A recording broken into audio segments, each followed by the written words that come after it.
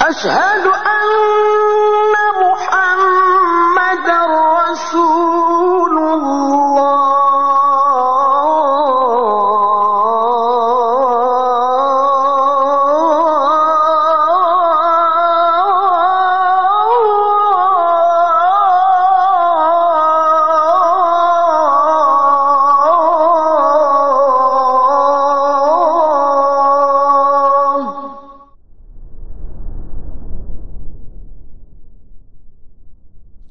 Bismillahirrahmanirrahim. Assalamualaikum warahmatullahi wabarakatuh.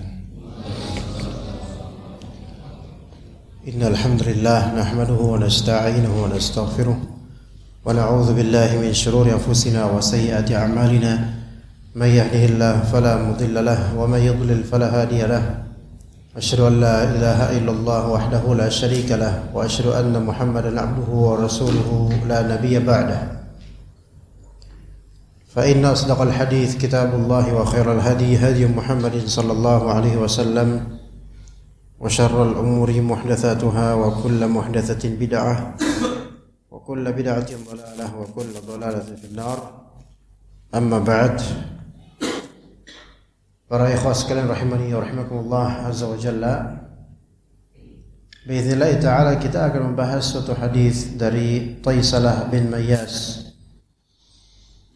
yang mana hadis ini memberikan atau bisa juga dikatakan dia hadis yang mauquf kepada sahabat Nabi dan bukan dari hadis Nabi SAW, yaitu adalah perkataan Abdullah bin Umar radhiyallahu anhuma yang dimasukkan oleh Al-Imam Al-Bukhari dalam Al-Adab Al-Mufrad di bab lin al-kalam li walidayhi, yaitu bab melembutkan ucapan kepada kedua orang tua. Dalam athar yang dinisbatkan kepada Ibnu Umar ini ada beberapa pembahasan dari dosa-dosa besar. Jadi tidak hanya fokus di masalah berbakti kepada kedua orang tua, walaupun tema asalnya di Al-Adab Al-Mufrad ini tema-tema birrul walidain. Di awal kitab Al-Adab Mufrad Imam Bukhari itu banyak memfokuskan di hadis-hadis dan juga athar tentang birrul walidain. Kita bacakan dari kata per kata insyaallah taala. An Tayyilasata bin Mayyas, seorang tabi'i, beliau berkata, kuntu ma'an najdat, saya bersama dengan orang-orang atau para pengikut Najdah. Nanti akan dijelaskan insyaallah. Kita bacakan dulu hadisnya secara lengkap. Fa asabtu dzunuban la araha illa minal kaba'ir, maka aku terindikasi melakukan dosa-dosa yang menurutku itu dosa besar. Fa dzakartu dzalika li Ibnu Umar, maka aku sebutkan hal itu, perkara saya ini, kepada Abdullah bin Umar, seorang sahabat Nabi. Abdullah bin Umar anaknya Umar Khattab, yang mana Abdullah bin Umar ini memiliki fikih yang luas dan pemahaman yang dalam tentang sunnah Nabi SAW. Maka berkata Abdullah bin Umar, ma hiya, dosa apa itu? Maka Taisalah berkata, kadza wa kadza, dosaku adalah ini dan ini. Ya, dan ternyata itu bukan dosa besar sebenarnya. Makanya kata Abdullah bin Umar, laisat hadhihi minal kabair. Yang antum sebutkan wahai Taisalah, ini bukan termasuk dosa besar. Gitu loh. Jadi bagi Taisalah, dosa-dosa yang dilakukan ini dosa-dosa besar. Tapi Ibnu Umar menyangkal ini bukan dosa besar. Ya, nanti Anda jelaskan insyaallah. Hunna tis'un, dosa-dosa besar itu ada 9. Abdullah bin Umar di sini tidak bisa dipahami dari kalimat Abdullah bin Umar sebagai pembatasan dosa besar, bukan. Melainkan yaitu hal yang menurut Abdullah bin Umar radhiyallahu anhuma termasuk di antara dosa-dosa paling besar dari dosa-dosa besar ada 9. Al-isyraku billah yang pertama. Nanti kita bahas satu persatu. Syirik kepada Allah. Yang kedua, qatlu nasamah, yaitu membunuh nyawa, membunuh nyawa. Itu yang kedua. Yang ketiga, al-firar min az-zahf, kabur dari peperangan. Yang keempat, qadhful muhsanah, menuding perempuan baik-baik sebagai pezina.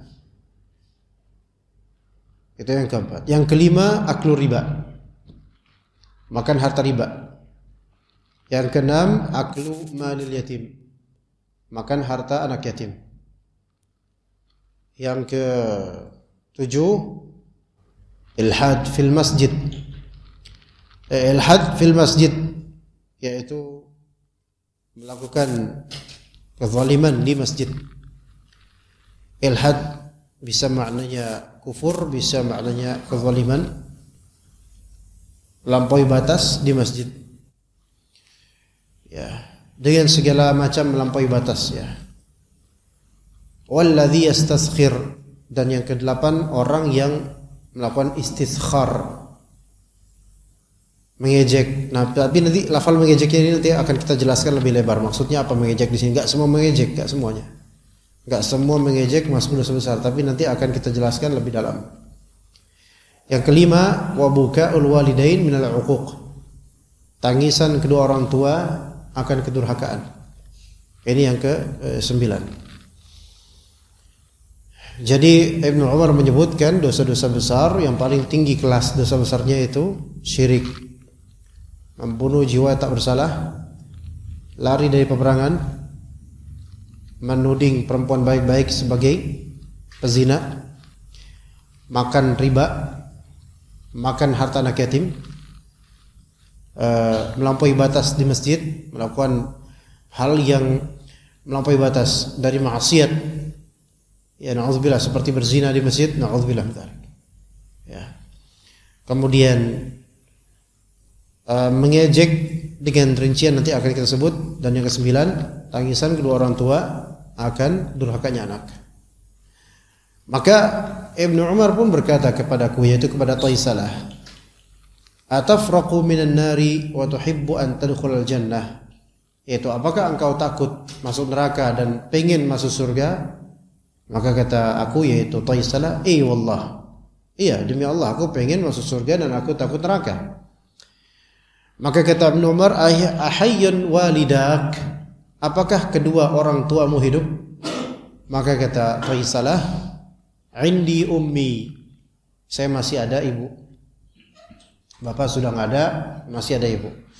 Maka berkata Ibnu Umar, fa wallahi law alanta lahal kalam wa at'amtaha at-ta'am la tadkhulanna al-jannata majtanabtal kaba'ir. Demi Allah, jika engkau melembutkan kalam terhadap beliau ibu dan memberikan beliau makanan, menafkahi dengan makanan, maka engkau pasti akan masuk surga selama engkau menjauhi dosa-dosa besar yang tadi disebutkan. Ya, dosa-dosa besar pun ada derajatnya. Tidak semua dosa besar sama. Ya, jadi nggak bisa disamakan antara dosa syirik dengan mencuri misalnya. Bahkan dalam satu dosa besar yang sama, itu perbuatannya juga berderajat. Antara dosa parkir ilegal dan dengan dosa misalnya mencuri 50 juta, ya tentu itu kadarnya beda. Ya, dan efeknya beda, effortnya juga beda, maka dosanya berbeda. Zina pun, zina dengan benar zina gitu ya. Yang maksud zina di sini sampai terjadi dukhul ya. Itu pun satu dosa besar. Tapi antara pelaku dengan pelaku lainnya boleh jadi berbeda kadar dosanya. Atau antara perbuatan zina A dengan perbuatan zina B dan perbuatan zina saling beda. Orang yang berzina dengan orang jauh, perempuan jauh, itu walaupun dosa besar betul, tapi masih lebih ringan dibandingkan berzina dengan tetangga terdekat, sebagaimana dalam hadis Nabi SAW. Ya, begitu. Jadi antar dosa yang sama pun bisa berbeda, ya, sesuai dengan quality dan kadang quantity. Ya. Taib dari Taisalah kita ulang dari ya. Kita ulang asar ini supaya lebih paham secara utuh. Taisalah berkata, "Kuntu ma'an Najdad." Saya itu suka berbaur dengan An-Najdat. An-Najdat itu adalah para pendukung atau pengikut Najdah bin Amir Al-Hanafi. Najdah bin Amir Al-Hanafi yang ketika itu ada di zaman tabi'in, dan Najdah ini memiliki fikrah yang sejalan dengan fikrahnya Khawarij, pemikiran yang sejalan dengan pemikiran orang-orang Khawarij. Di antara akar pemikirannya adalah yaitu siapa yang berbohong dengan satu kebohongan kecil atau melakukan suatu dosa kecil dan terus-menerus melakukan dosa-dosa kecil. Jadi ada kebohongan kecil dan ada dosa kecil gitu, yang maksudnya dia termasuk dosa kecil, kalam, ucapan yang sebenarnya mungkin gak sengaja atau disengaja namun masih ringan dosanya, dan sering melakukan itu, maka bagi Najdah bin Amir Al-Hanafi ini, maka dia kafir musyrik.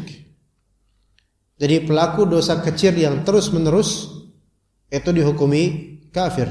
Nauzubillah min dzalik. Maksudnya nauzubillah dari kalam, dari statement ini gitu loh.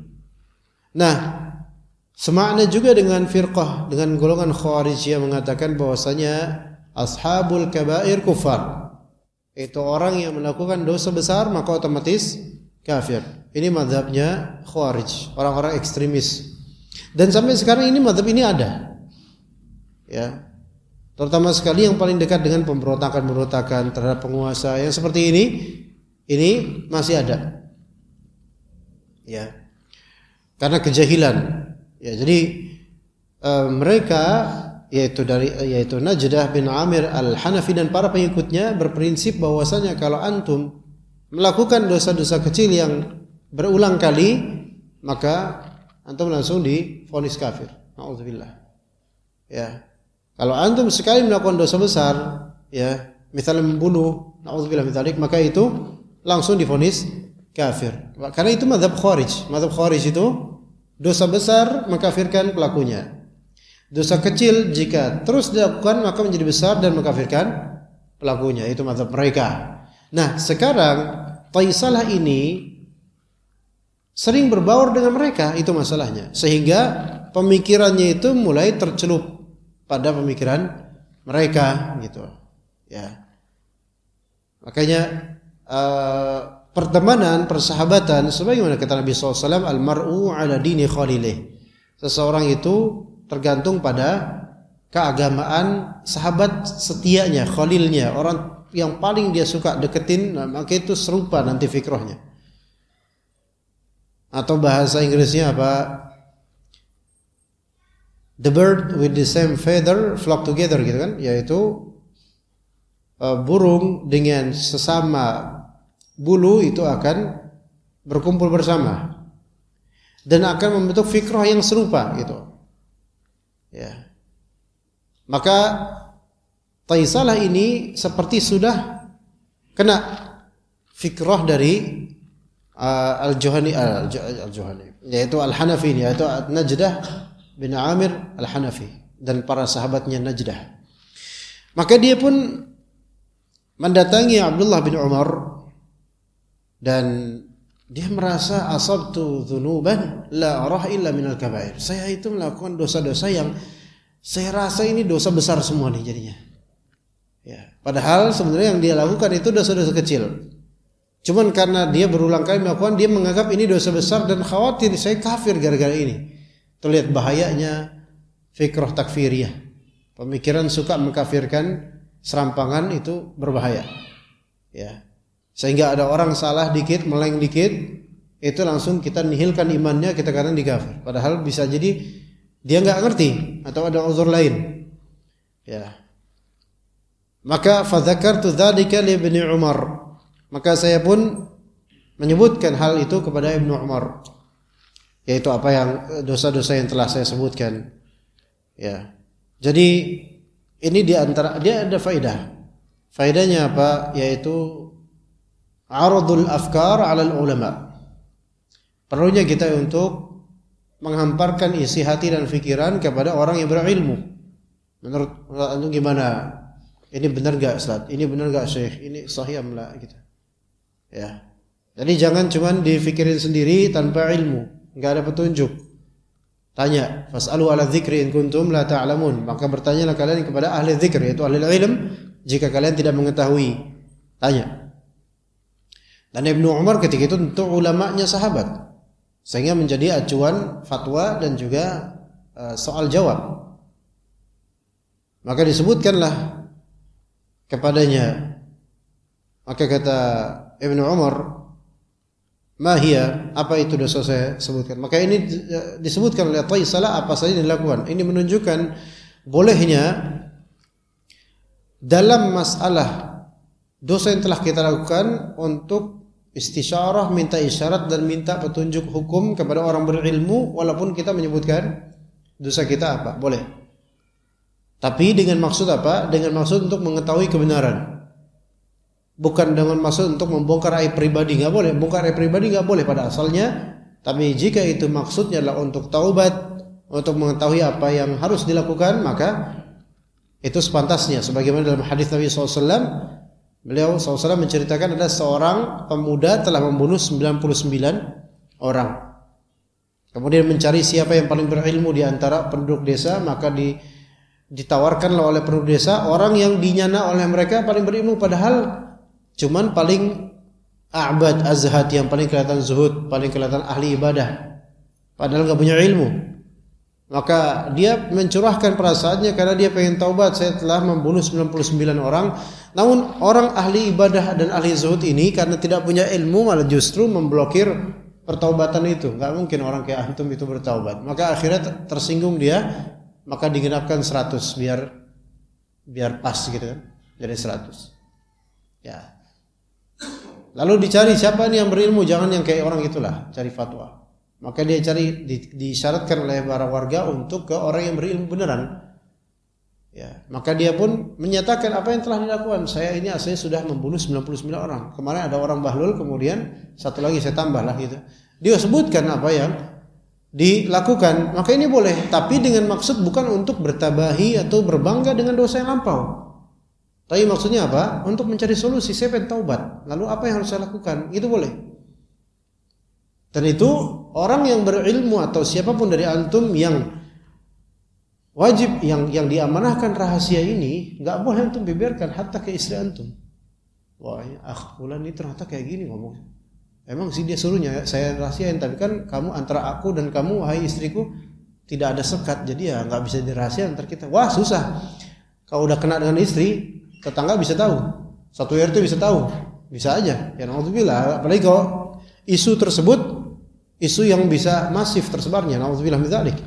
Maka kalau kita dijadikan ladang curhat atau orang cari konsultasi dan seterusnya, maka kita nggak boleh menyebarkan ke orang lain.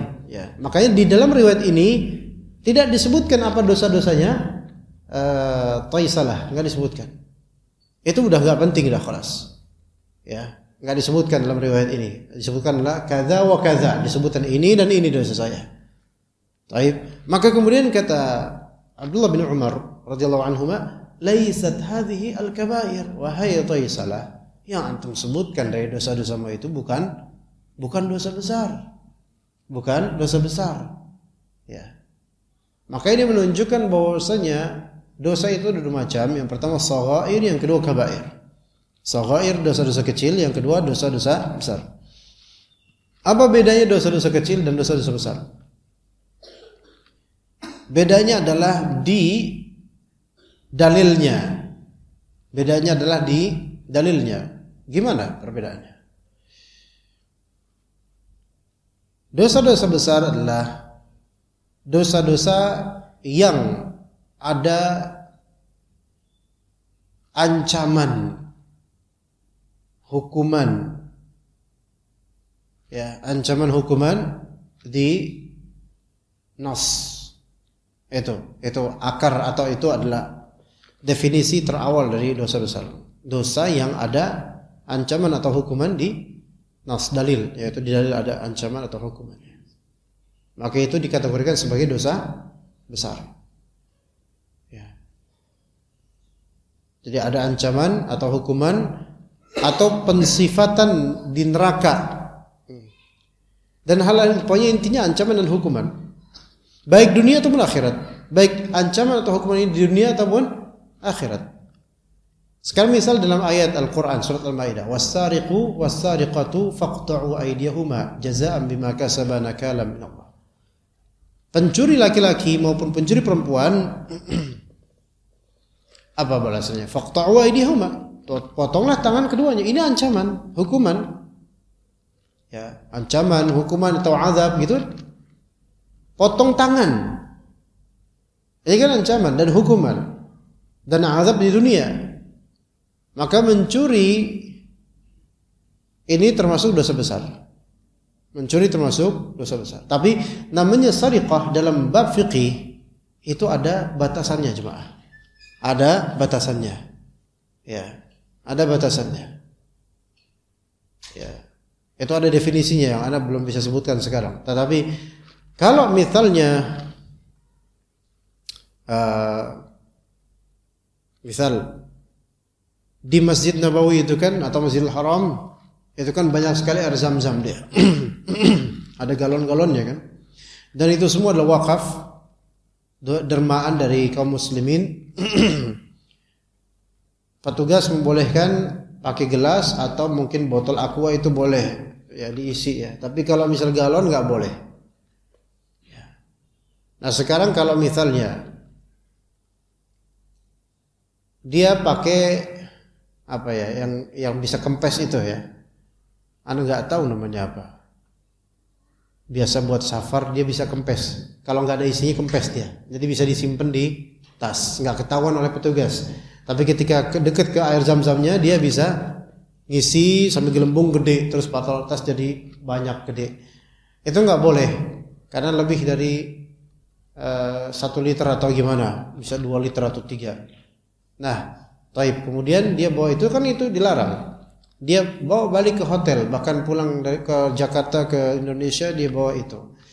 Apakah ini namanya sariq yang disebut dalam ayat? Ini bukan sariq yang disebut dalam ayat. Ya. Walaupun yang dilakukan adalah haram. Tapi ini bukan termasuk sariq. Makanya orang-orang yang melakukan hal itu, ketahuan petugas, itu tidak dipotong tangan. Karena mencuri yang sampai potong tangan itu ada batasannya yang Anda sendiri belum hadir di benak Anda batasan definisinya, tapi ada definisinya. Ya, begitu.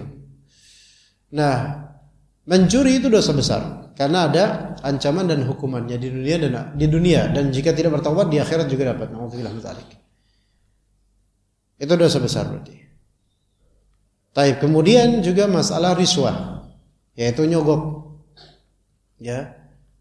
Rasulullah SAW melaknat ar-rashi wal murtashi, yang nyogok dan yang disogok. Nah, di sini ada definisi tambahan, yaitu dosa-dosa yang ada ancaman, hukuman, azab atau laknat. Jadi apa-apa yang disebut laknat terhadap ini maka berarti perbuatan itu termasuk dosa besar. Termasuk dilaknat al-washim wal washimah wal mutawashimah, yaitu orang yang mentato dan yang ditato itu juga terlaknat. Maka mentato itu termasuk dosa besar karena ada ancaman laknatnya. Ya. Sebagian ulama ada yang berpendapat bahwasanya dalil-dalil tentang perbuatan munkar yang di situ ada sisi berlepasnya diri Nabi terhadap pelakunya itu termasuk dosa besar kata sebagian ulama. Namun yang ini versi ini tidak semua hal. Ada sebagian dalam dalil sunnah yang menyatakan Nabi SAW berlepas diri dari pelaku dosa ini yang memang itu dosa besar, tapi ada juga yang itu termasuk bukan dosa besar. Ya. Contoh, laisa minna man lam yuwaqqir kabirana wa lam yarham saghirana.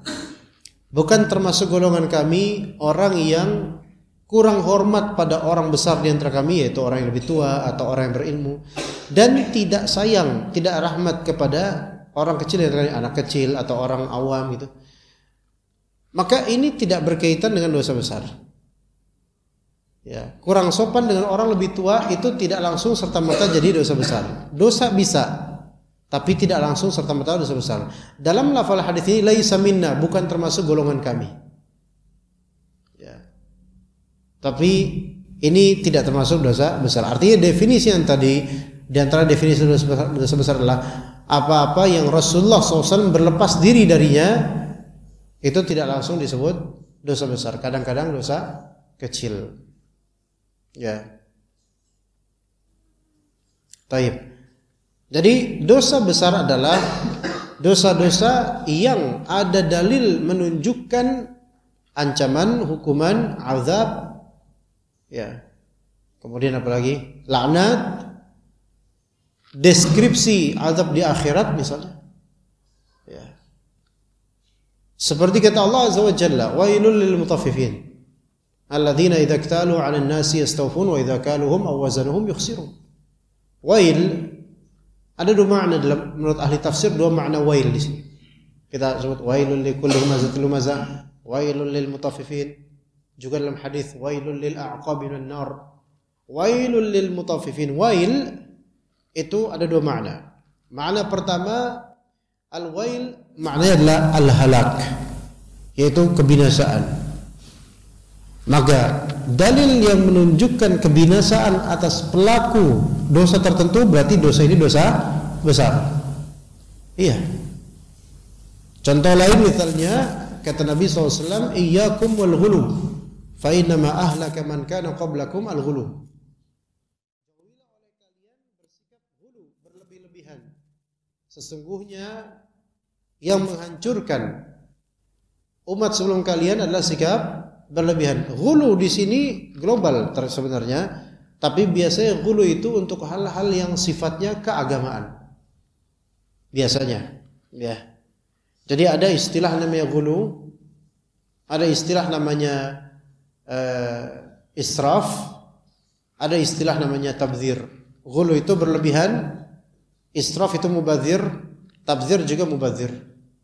Kalau ghulu itu biasanya berkaitan dengan ta'zim, pengagungan, keagamaan. Misal antum menghormati seorang ustadz sampai kobokannya antum irup, antum uyup gitu. Sampai bekas cuci kakinya antum seruput misalnya. Ah, ini ghulu. Ini bisa menjadi dosa besar karena ada ancaman dari Nabi, itu orang-orang dulu sebelum zaman kita itu mereka yang membinasakan mereka adalah sikap berlebihan terhadap orang-orang ini gitu loh. Terhadap ulama dan orang soleh, ya. Jadi itu wail, kembali ke wail tadi. Wail bisa maknanya apa? Kehancuran, kebinasaan. Maka segala dosa yang ada ancaman kebinasaan, maka ini dosa besar. Kemudian wail juga bisa maknanya yaitu kata Ibnu Abbas, wadin fi jahannam, ya, fihi nahrun yajri binatani ashabil jahannam. Bahwasanya wail makna kedua adalah suatu lembah di neraka jahannam, yang mana kan lembah di tengah-tengahnya itu ada sungai, mengalir di sungai itu hal-hal busuk dari darah dan nanah penghuni neraka. Itu wail, makna wail. Jadi kalau antum di Al-Quran melihat wailul lil mutaffifin, celakalah atau neraka atau lembah neraka untuk orang-orang berbuat tatfif. Ya, itu satu. Ada lagi wailul likulli humazatil lumazah. Ya, kemudian wailul lil mukadzibin. Kemudian dalam hadis wailul lil aqabi minan nar, yaitu neraka buat orang yang bagian kakinya itu enggak sempurna wudunya. Itu bisa dapat lembah di jahannam. Nauzubillah min dzalik. Maka apa itu merupakan ancaman atau deskripsi azab atau doa kehancuran, maka itu semua termasuk dosa besar. Nah, dosa kecil apa? Dosa kecil adalah larangan-larangan dalam Al-Quran atau As-Sunnah yang tidak termaktub ancaman dan hukuman, azab, laknat dan seterusnya dari yang tadi disebutkan. Ya, ketika itu tidak termaktub dalam Al-Qur'an apa hukuman dan ancamannya, maka itu dikategorikan sebagai apa? Dosa kecil. Dosa kecil. Ya. Baik. Maka kembali ke dalam asar tadi, Ibnu Umar ketika dikisahkan oleh Tayyib Salah, ini saya melakukan ini dan ini dan ini, kata Ibnu Umar, mahya minal kabair, itu bukan dosa besar ya akhi. Maka hunna tis'un, dosa besar itu ada 9 bagi Ibnu Umar, bukan berarti membatasi, tapi beliau menyebutkan yang paling besarnya. Pertama, al-isyrak billah. Dan ini absolut, dosa besar paling besar adalah berbuat syirik kepada Allah Azza wa Jalla. Ya. Berbuat syirik kepada Allah Ta'ala, dan semoga Allah lindungi kita dari perbuatan ini, bisa di masalah apa? Di masalah yaitu rububiyah, bisa di masalah uluhiyah. Tapi bisa juga di masalah asma dan sifat. Di masalah rububiyah dan asma dan sifat serupa, ya, yaitu menganggap adanya pencipta selain Allah, menganggap adanya kekuatan gaib selain kekuatan Allah, dan seterusnya. Maka ini termasuk syirik dari segi apa? Dari segi rububiyah. Di antaranya yang mungkin nisbatnya yang seolah dianggap kecil, namun ini syirik yang kata Nabi SAW itu syirik. Dan banyak yang melakukannya, yang kata Nabi SAW, at-tiyaratu syirkun, at-tiyaratu syirkun, at-tiyaratu syirkun. Tatayyur itu syirik, tatayyur itu syirik, tatayyur itu syirik. Tatayyur itu apa? Menganggap adanya nasib sial disebabkan hal yang didengar, dilihat atau diketahui tanpa ada kejelasan logika, ilmiah atau dalil. Itu adalah tatayyur. Tatayyur adalah merasa bernasib sial. Merasa bernasib sial. Jadi tatayyur itu lebih fokus ke apa? Nasib sial. Ya, tatayyur itu lebih fokus ke nasib sial. Dengan apa? Dengan dasar apa? Apa yang dia lihat, gitu loh. Apa yang dia lihat, maka dia pun bertatayyur dengan yang dia lihat. Misalnya seseorang lagi mancing, ya. Dia suka mancing. Kemudian ternyata dia melihat ada kepala lele, kepalanya doang.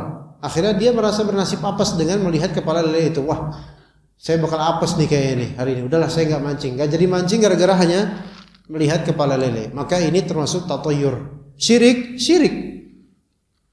Ya, seolah-olah ada kekuatan selain kekuatan Allah Ta'ala yang walaupun ini syirik kecil. Walaupun ini syirik kecil, karena di syirik kecilnya di mana? Yaitu menisbatkan ya sesuatu nasib kepada yang tidak ada kaitan dengannya. Apa kaitan antara antum melihat kepala lele dengan sial coba? Enggak ada kaitan. Secara logika enggak masuk. Secara saintifik ilmiah tidak masuk. Secara dalil apalagi enggak ada. Mana ada hadisnya barang siapa kepala lele maka dia akan sial. Ya. Kemudian termasuk tatayyur juga kalau antum dagang, buka pagi, kemudian lihat muka konsumen antum jelek mukanya. Astagfirullahaladzim, muka ente jelek banget. Kayak bakal sial saya hari ini. Nah ini tatayyur.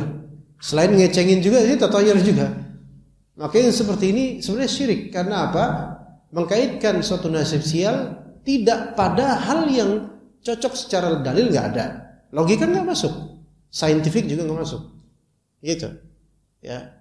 Beda kalau misalnya lagi banjir, terus antum bilang ke anak antum kalau lagi banjir jangan sentuh tiang listrik yang terbuat dari besi. Ini tatayyur nggak? Nggak tatayyur karena apa? Secara saintifik ini bisa masuk, ya nggak? Secara logika juga ada pengalaman orang bisa kesetrum, makanya ini bukan tatayyur.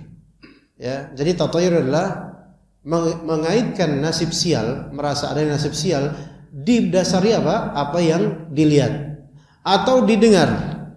Taib, didengar. Misal antum ke kali yang belakang sana tuh kali. Kemudian antum mendengar suara burung hantu. Wah, burung hantu malam Senin, kayak besok bakal susah nih hari. Nah ini biasanya emang hari Senin memang berat sih. tapi ditambah dengan suara burung hantu, wah kayak besok bakal apes nih kayaknya. Maka ini tatoyur, ini syirik. Burung hantu nggak tahu apa-apa dan belum tentu juga itu burung hantu, kan? Itu dengan apa yang didengar, itu yang kedua. Kemudian bisa tatoyur dengan apa yang diketahui dari nomor-nomor, tanggal, nama-nama, terus berasif apes. Ya, misalnya nomor, ya. Kalau misalnya ke hotel nggak ada lantai 4, nggak ada lantai 13, tatoyur semua ini karena merasa dengan nomor ini bakal sial nanti nggak laku. Ya begitu. Ya, kemudian tanggal-tanggal jangan nikah tanggal sekian karena nanti bakal nggak langgeng pernikahannya. Ini nggak boleh tatoyur. Ya. Taib. Maka tiarah ini termasuk syirik dan ini termasuk dosa besar. Termasuk dosa besar. Makanya hati-hati kita itu dalam menganggap sesuatu itu nggak boleh sembarangan. Jangan karena mendengar suara burung fulan atau burung A, burung hantu kayak burung yang biasa dulu ada, sekarang udah nggak ada. Kayak suara apa namanya, kayak suara kuntilanak, suara setan gitu loh. Dulu ada, sekarang nggak tahu kemana, ditangkap atau mungkin pensiun atau gimana kita nggak tahu. Dengar itu kan biasanya orang merasa, ada yang mati nih. Nah, ini tatoyur. Kemudian kalau sore-sore lagi terang-terangnya, matahari bersinar dengan terang, tiba-tiba hujan. Kayak ada yang mati. Ya akhi, yang namanya mati itu ada di mana aja. Nggak nunggu hujan pas matahari terang. Terus nunjuk ke kuburan, bakal pamali. Perawan kalau misalnya duduk di pintu rumahnya nggak bakal laku misalnya. Hal-hal seperti ini nggak ada kaitannya, walaupun awalnya mungkin hanya motivasi supaya jangan berakhlak buruk gitu loh.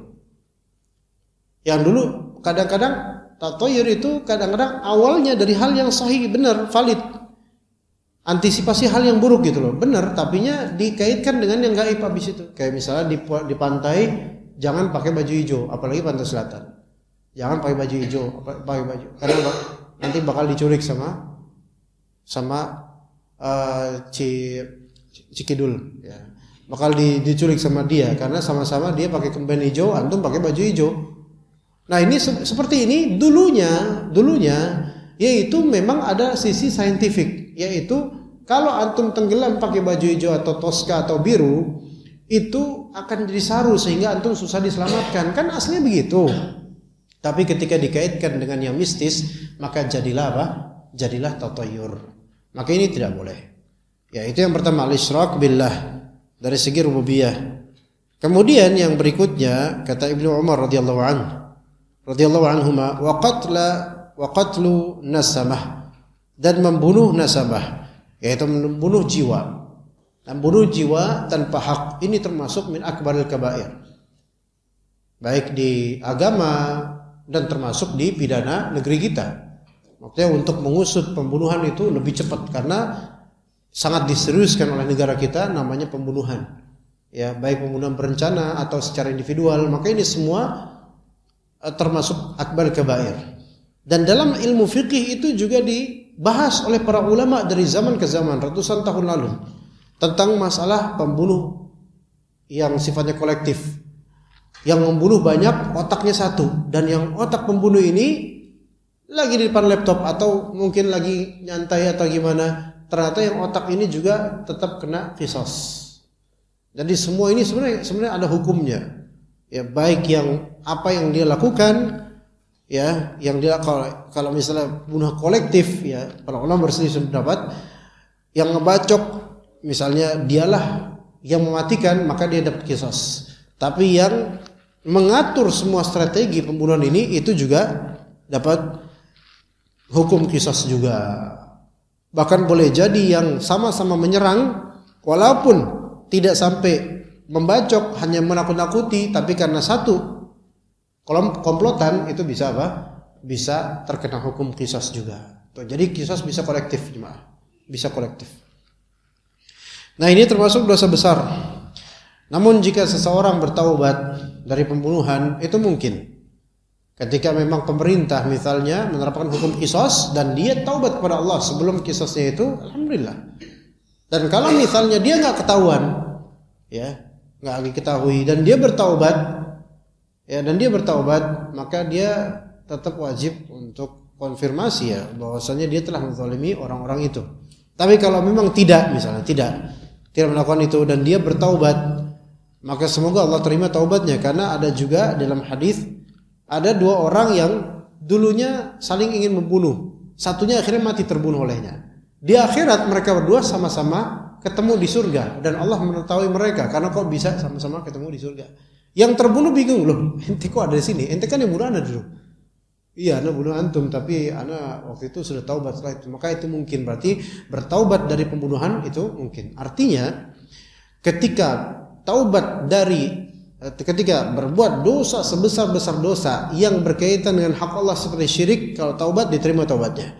Berkaitan dengan hak manusia terbesar dan darah, itu juga bisa diterima taubatnya. Maka apalagi dosa-dosa yang lebih bawah daripada itu, maka lebih diterima taubatnya insyaallah. Ya, itu dosa terbesar itu. Dosa syirik, dosa terpaling besar dari semua dosa. Dan dosa berkaitan dengan darah itu akan ditanya pertama kali di akhirat di antara hak manusia. Jadi hak Allah yang paling pertama ditanya di akhirat apa? Salat. Untuk orang muslim salat. Dan hak manusia yang paling pertama ditanya di akhirat apa? Darah. Dan itu berbahaya sekali jemaah. Maka hati-hati.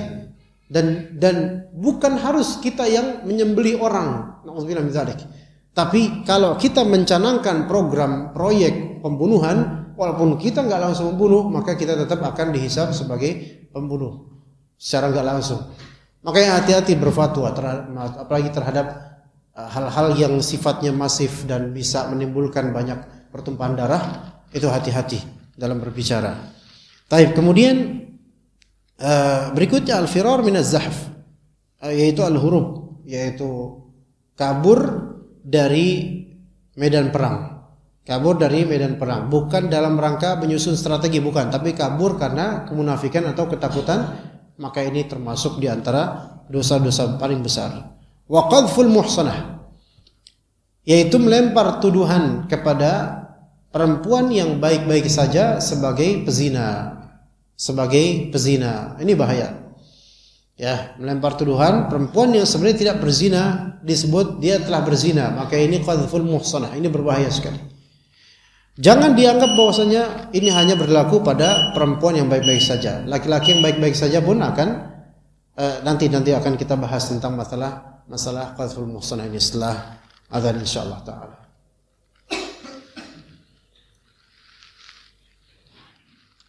Baik, qadhful muhsanah yaitu melempar tuduhan zina kepada perempuan yang terjaga. Maksudnya terjaga di sini tidak berzina, namun melempar tuduhan perzinahan terhadapnya.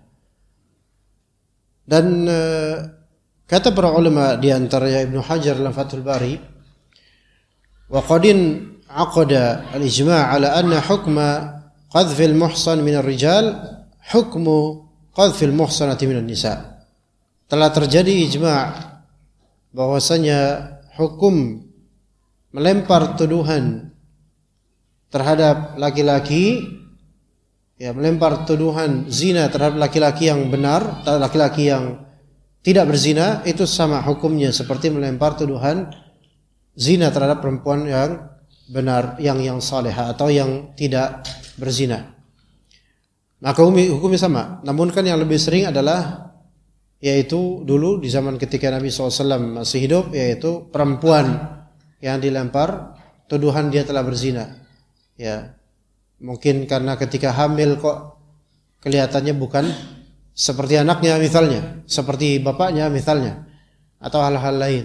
Tapi bisa juga, apalagi di zaman sekarang, ya, menuding seseorang berzina, maka ini berbahaya sekali tuduhan ini. Ya, harus memberikan adanya arba'atus syuhud, yaitu empat saksi atas perzinahan. Ya, 4 saksi atas perzinahan, maksudnya saksi ini menyaksikan masuknya kemaluan ke kemaluan.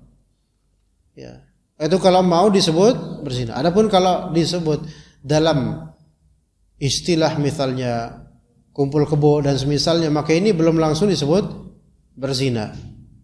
Tapi kalau menyebut dia telah berzina, maka ini harus dengan persaksian 4 orang atau pengakuan dari pelaku.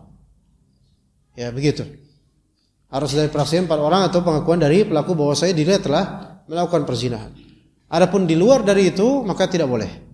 Bahkan sebagian dari ulama menyebutkan bahwasanya sampai rekaman CCTV itu belum bisa menjadi alat bukti yang sah. Sebagian ulama rekaman CCTV atau rekaman video, kata sebagian ulama, walaupun memang secara kenegaraan itu bisa menjadi alat bukti yang sah. Karena media elektronik bisa menjadi alat bukti yang sah selama divalidasi. Taib. Kemudian berikutnya di antara dosa besar dikatakan oleh Ibnu Umar wa aklu riba, makan harta riba. Ya, seperti apa makan harta riba?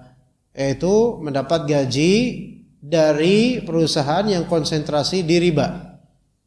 Memakan gaji dari perusahaan yang konsentrasi umumnya atau bidang paling utamanya di riba, maka ini termasuk makan riba. Ya. Adapun kalau misalnya bekerja di perusahaan yang memiliki vendor ribawi dan perusahaan tersebut untuk usaha-usaha yang normal atau halal, walaupun vendornya ribawi, maka gaji karyawannya itu tetap halal. Tidak ada urusan dengan vendor tersebut. Ya, misalnya suatu perusahaan dia kerjasama dengan sponsor riba misalnya. Dan otomatis perusahaan tersebut mendapat benefit dari sponsor riba itu. Nah, karyawan-karyawan ini ya digaji, di antara gajinya kan hasil dari keuntungan perusahaan, tapi ini tidak masalah insyaallah ya, karena tidak secara langsung, dan juga pekerjaannya pekerjaan halal pula ya, bukan ribawi. Nah, kemudian adapun kalau misalnya seseorang membeli sesuatu secara riba, ya, jika dia tidak tahu hukumnya itu riba, maka yang dibeli itu tetap halal untuknya. Dan dia wajib bertaubat setelah dia mengetahui bahwa itu riba. Adapun jika dia tetap melakukan skema riba, ya, padahal dia tahu itu riba, maka skema itu batil, jual beli tersebut batil, dan hasil dari itu semua batil. Dan kalau dia manfaatkan dari itu semua, maka itu manfaat yang batil dan khawatir masuk dalam makan harta hasil dari riba. Takutnya begitu. Kalau dia tahu itu riba, ya, maka itulah kalau misalnya seseorang punya ilmu itu sebenarnya bebannya lebih berat, tapi harus seperti itu. Kalau enggak, nanti ditanya di Allah, kenapa? Ditanya di akhirat oleh Allah, kenapa kok kamu enggak belajar gitu. Tetap wajib belajar. Wa aklu malil yatim. Berikutnya memakan harta anak yatim. Ini termasuk di antara dosa besar. Allah Azza wa Jalla, innal ladzina yakuluna amwalal yatama zulman innama yakuluna fi butunihim nara. Sesungguhnya orang-orang yang memakan harta anak yatim secara zalim, maka mereka seperti memakan apa? Di perut-perut mereka apa? Yaitu api neraka. Api, na'udzubillah min dzalik. Dan makan harta anak yatim itu yaitu memanfaatkan pengelolaan harta anak yatim untuk kepentingan pribadi sendiri. Adapun kalau misalnya seorang wali atau wasi, ya, seorang wali atau wasi,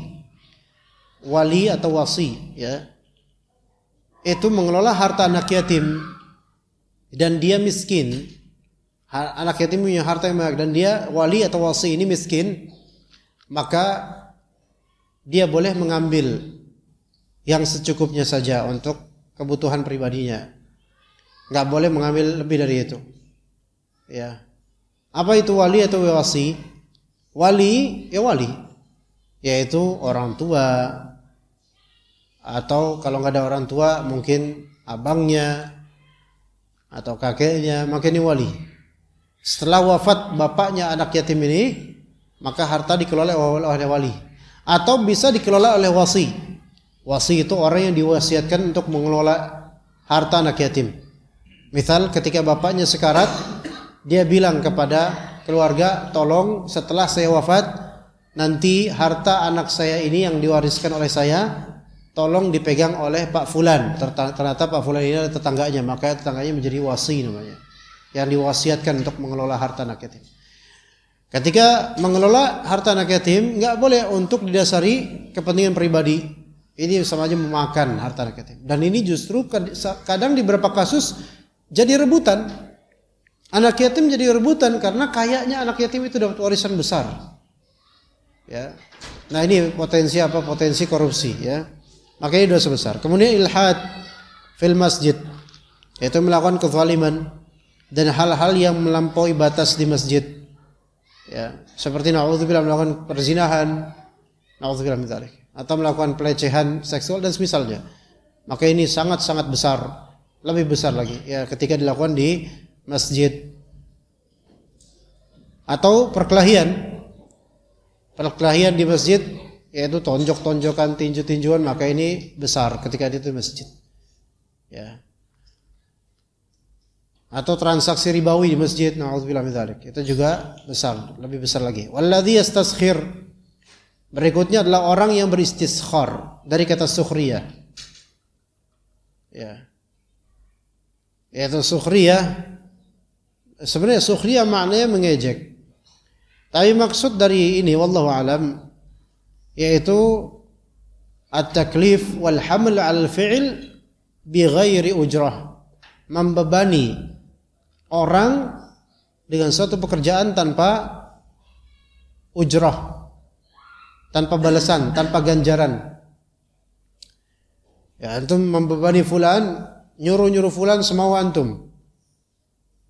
Enggak ada gaji sama sekali, enggak ada terima kasih, enggak ada apa, dan bahkan diejek dia dan dihina. Maka ini tasakhur atau sukhriyah yang menjadi dosa besar.